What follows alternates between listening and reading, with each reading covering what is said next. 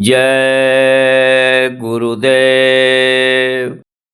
सतगुरु जय गुरुदेव जी। मोहे बल एक तुम्हार, तुम बिन हित अपना नहीं। तन मन धन संसार।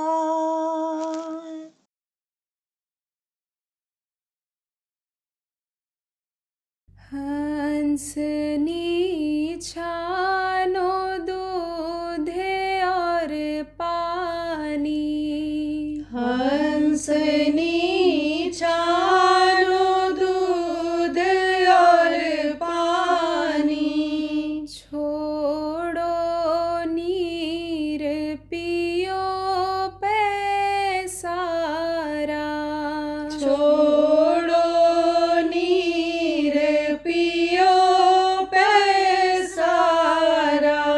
निस दिन रहो अघानी। निस दिन रहो अगानी। हंसनी छानो दूध और पानी। हंसनी छानो दूध और पानी। जोक्ति जतन से घट में बैठो। जोक्ति जतन से घट में बैठो। सूरत शब्द समानी। सूरत शब्द समानी।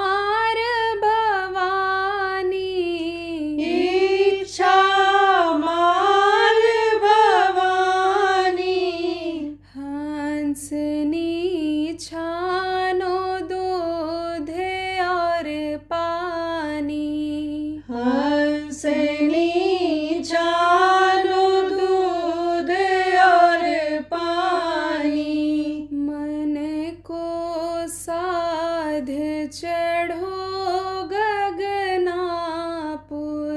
मन को साध चढ़ो गगनापुर। सुनो अनाहद बाणी।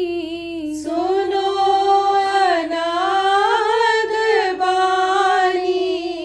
हंसनी छानो दूध और पानी। हंसनी छानो दूध और पानी। शोर होत तेरे घट के भीतर।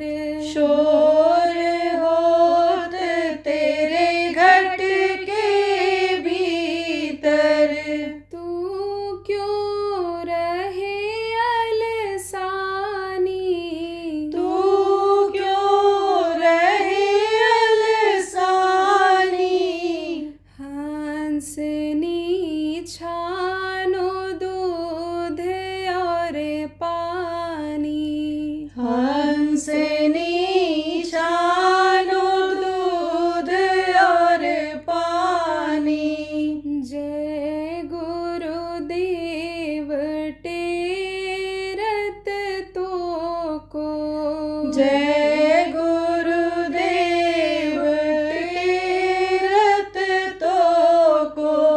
कह कर अमृत बाणी। कह कर अमृत बानी। हंसनी छानो दूध और पानी। हंसनी छानो दूध और पानी। जय गुरुदेव। जय गुरुदेव।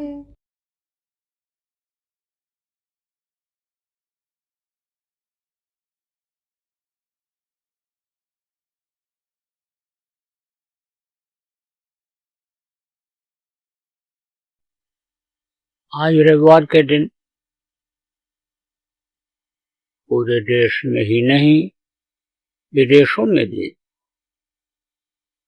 बहुत से देशों में भी छुट्टी रखते हैं।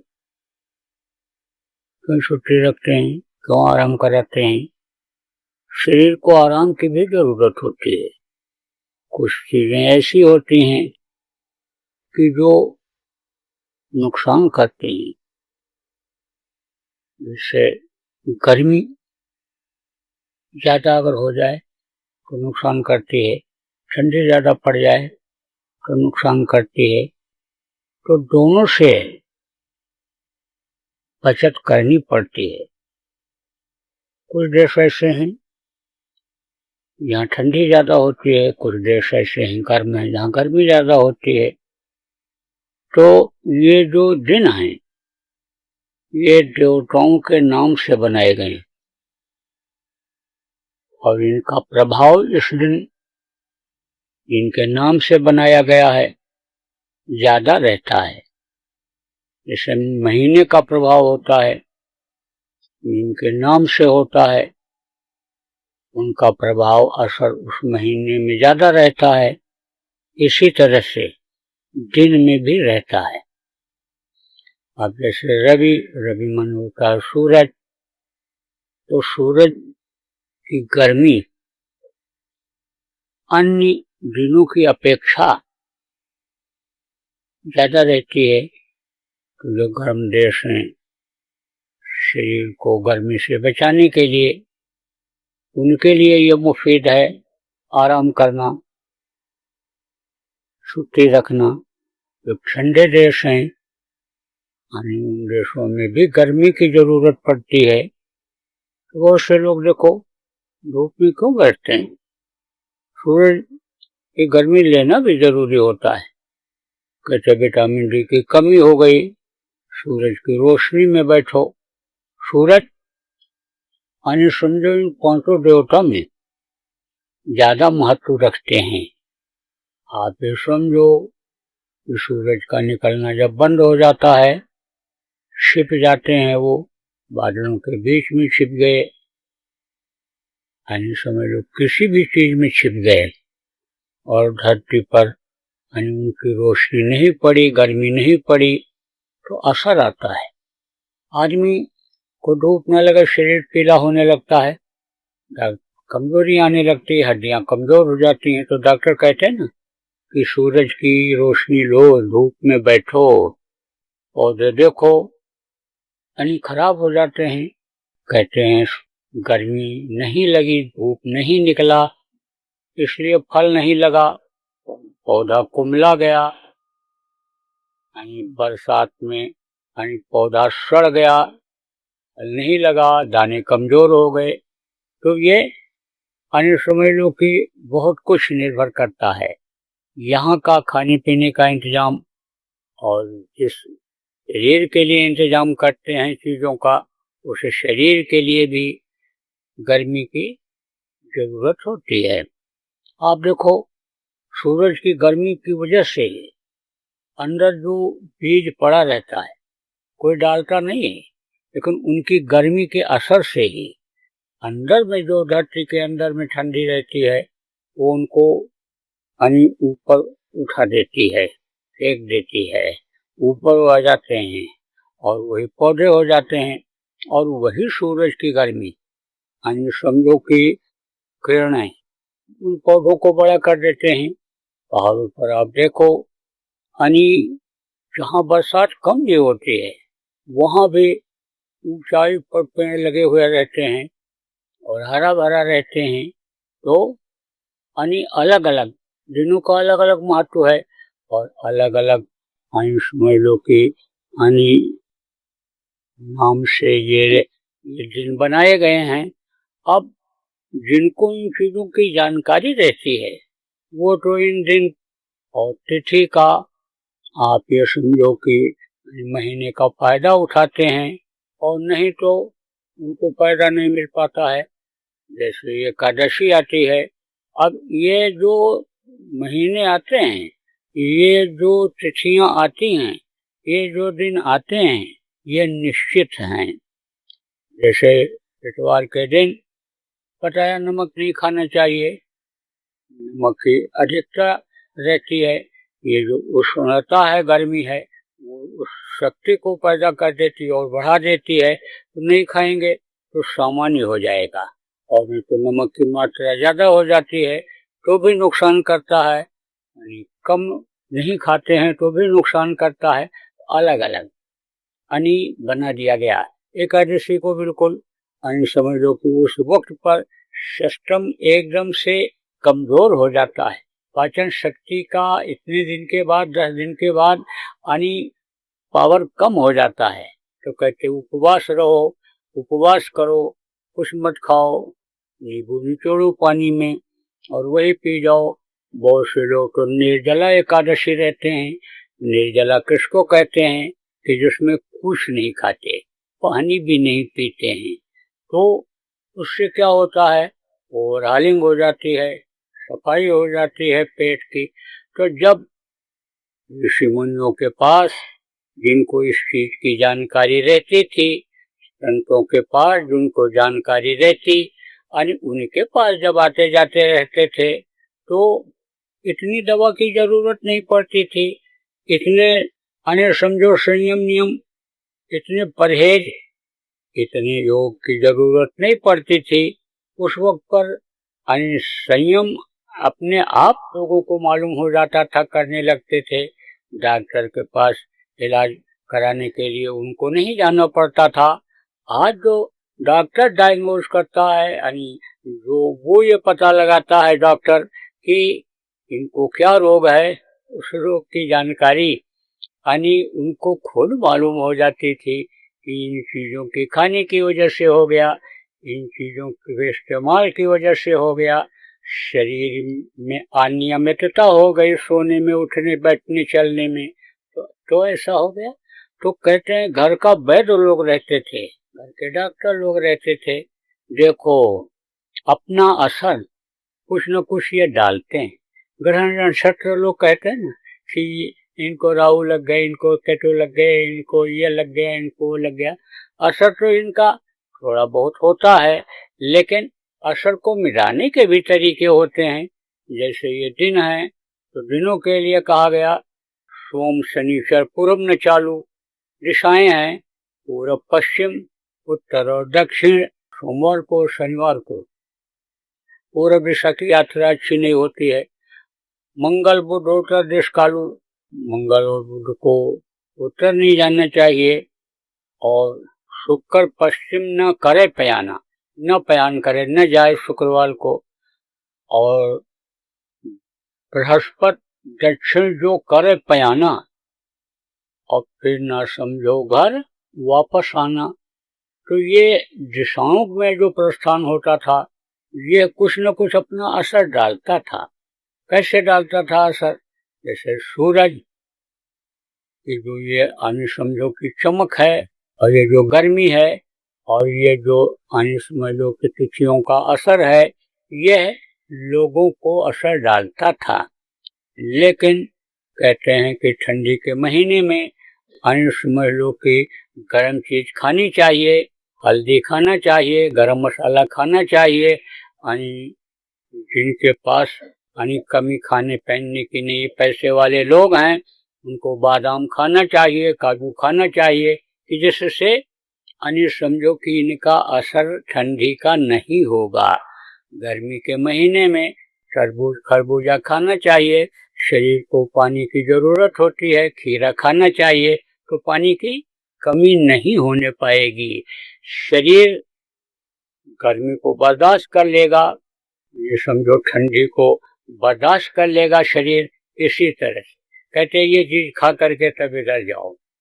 तो समझ लो कि असर उस दिशा का जो सूरज गर्मी का हवा का उस दिशा में जाने का जो असर है वो कट जाएगा। आप देखो, कहते हैं पूरब की हवा चल रही थी तो साइकिल चलाने में और पैदल जाने में बहुत समय लग गया। हवा ने रोका तो आगे नहीं जा पाए। पश्चिम जाना था तो बड़ी तेजी से चले गए। ऐसे ही ये चीजें असर डालती हैं। अब असर न डालें उसके लिए तरीका होता है। जैसे ठंडी के महीने में आपको जाना है तो आपने कान में बांध लिया, आपने मुंह में बांध लिया, तो ठंडी का असर नहीं हुआ। नहीं तो ठंडी का असर होगा, ठंडी लग जाएगी, चाल में तेजी कम हो जाएगी। तो उसी तरह से समझो कि इसका काट बनाया गया। जैसे दिन और रात बनाए गए, जैसे पाप और पुण्य बनाया गया, जैसे नरक और स्वर्ग बनाया गया, ऐसे उसका काट बना दिया गया।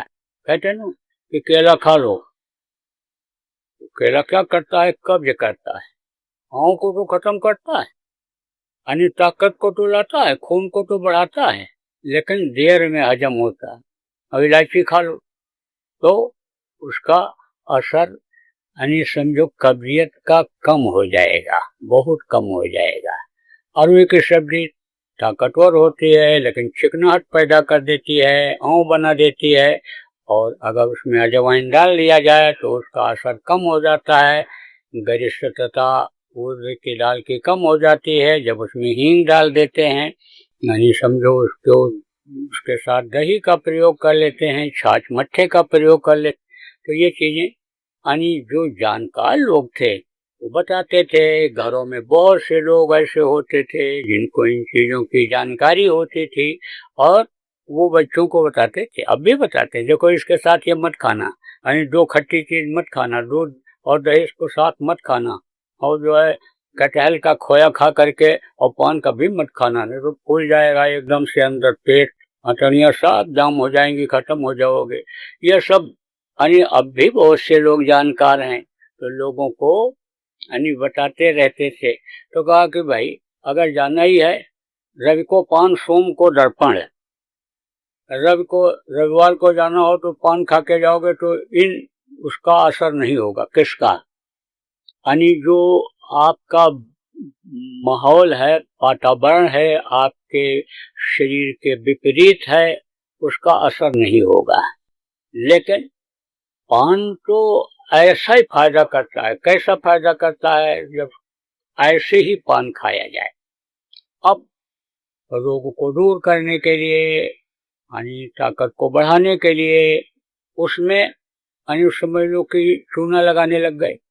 खाली चूने का पान खाया जाए तो कैल्शियम की कमी दूर होगी, हड्डियां मजबूत होंगी, पाचन शक्ति तेज होगी। और उसमें लोग सुपारी डालने लग गए, क्योंकि सुपारी का आयु समझ लो कि काम क्या होता है? पेट में पड़ी हुई चीज को हजम करना। अब सुपारी डालने लग गए उसको स्वादिष्ट बनाने के लिए।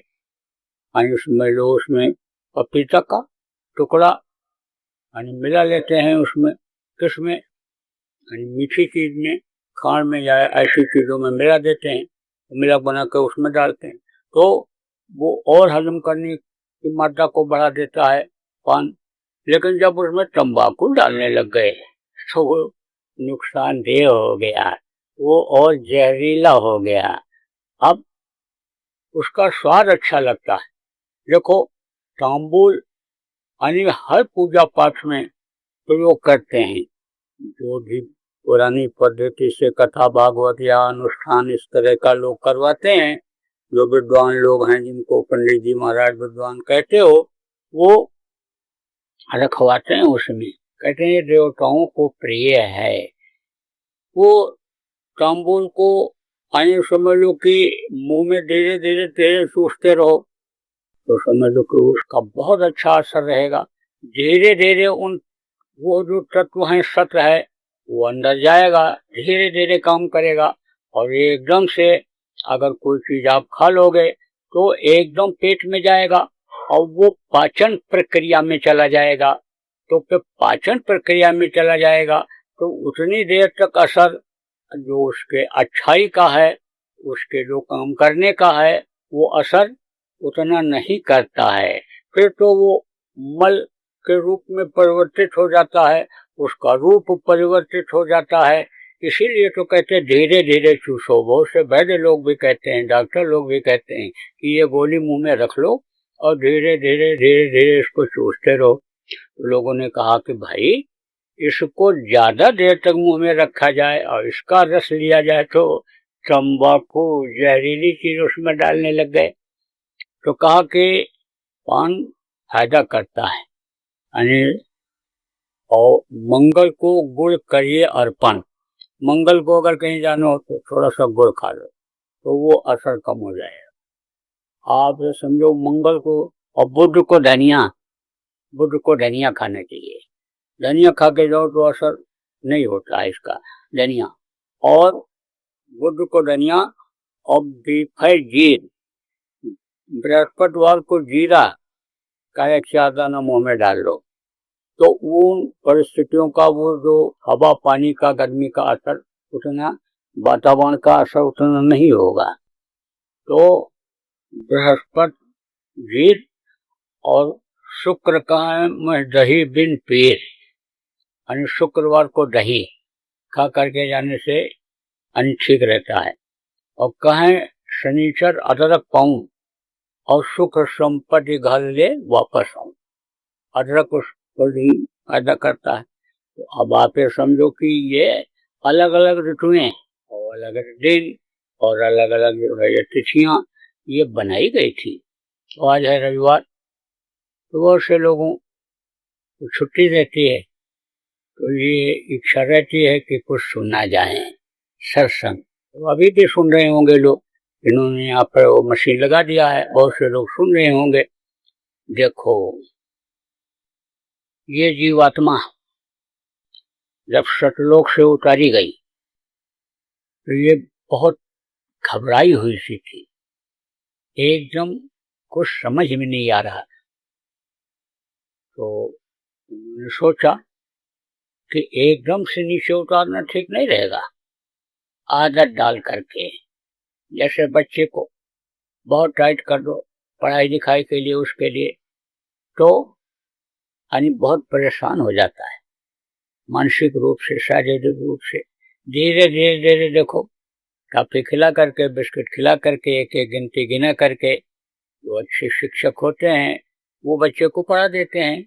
ऐसे ही कोई बहुत सख्त नियम नहीं चलता है, धीरे धीरे धीरे आदत डाल दी जाती है।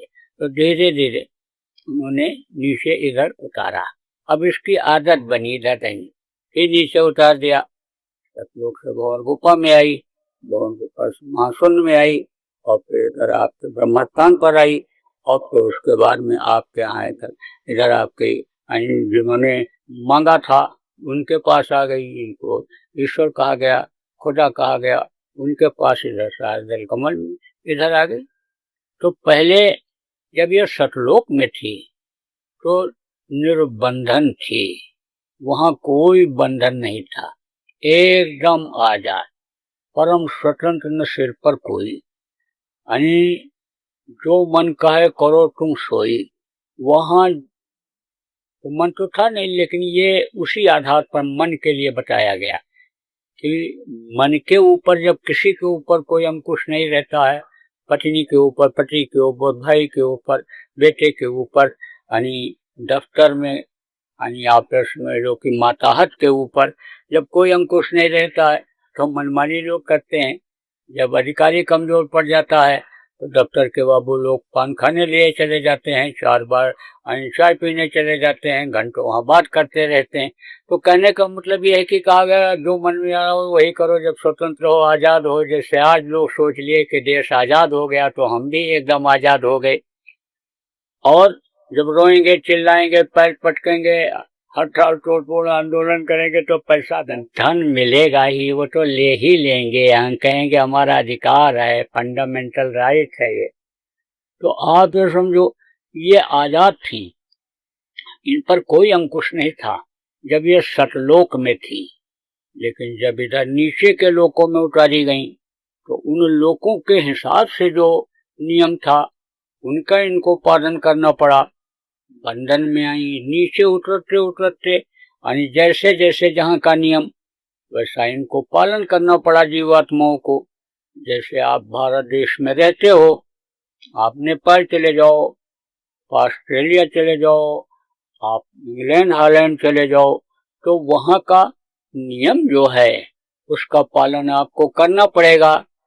आजादी तो कुछ बातों की सब जगह पर है, और रोटी कमाने की, खाने की, चट्टी पेशाब करने की व्यवस्था तो सभी देशों में है। लेकिन इसके अलावा भी कुछ और नियम कानून हैं। कहीं कहीं का नियम बहुत सख्त है, कहीं कहीं थोड़ी ढिलाई है।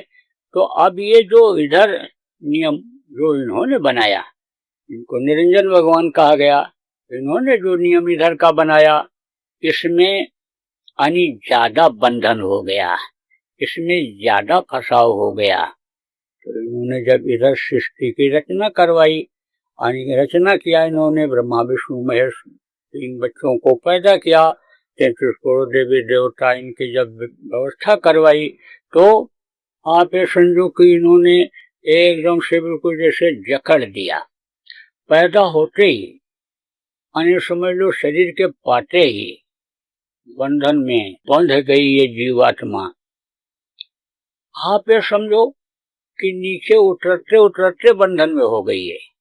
ऊपर निर्बंधन थी, फिर कारण शरीर के बंधन में आई, फिर सूक्ष्म शरीर के बंधन में आई, और फिर आप ये समझो लिंग शरीर के बंधन में आई, और फिर ये स्थूल शरीर के बंधन में आ गई। तो जब प्रवेश की गई माँ के पेट में और इसका विकास शरीर का होने लग गया, तभी से बंधन में हो गए। डालते समय ही ऊपर का संपर्क यानी इस तरह से ढीला हो गया कि उस रास्ते से जा नहीं सकती थी।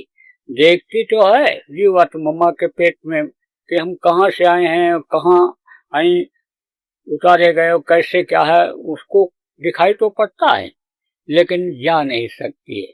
तो एकदम से जो है वो बंधन में बन गई है।